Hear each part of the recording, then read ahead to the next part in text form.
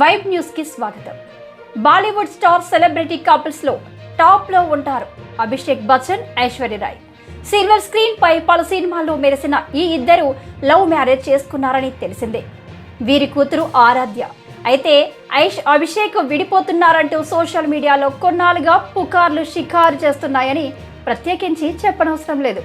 ఇటీవల జరిగిన Anant Ambani wedding event కు ఐశ్వర్య రాయ్ తన కూతురుతో కలిసి సింగిల్ గా హాజరవడంతో ఐష్ అత్తవారింట్లో మనస్పర్ధలు రావడం కారణంగా తన భర్త అభిషేక్ బచ్చన్ ఇంటి నుంచి బయటకు వచ్చి విడిగా ఉంటుందంటూ వార్తలు హల్చల్ చేశాయి.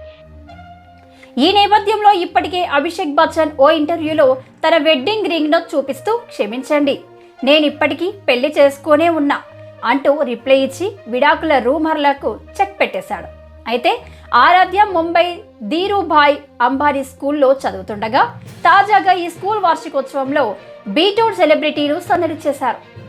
ఈ గ్యాంగ్ లో అభిషేక్ బచ్చన్, ఐశ్వర్య రాయ్ కలిసి కనిపించారు. ఈ స్టార్ కపుల్ హాయిగా నవ్వుతూ కనిపించారు. అమితాబ్ బచ్చన్ కూడా ఈవెంట్ లో సందడి చేశారు.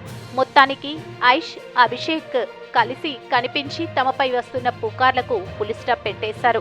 ఇద్దరి మధ్య ఎలాంటి విభేదాలు లేవని, వైవాహిక జీవితాన్ని సాఫీగా కొనసాగిస్తున్నారని తాజా ఫోటోలు క్లారిటీ ఇచ్చేస్తున్నాయి.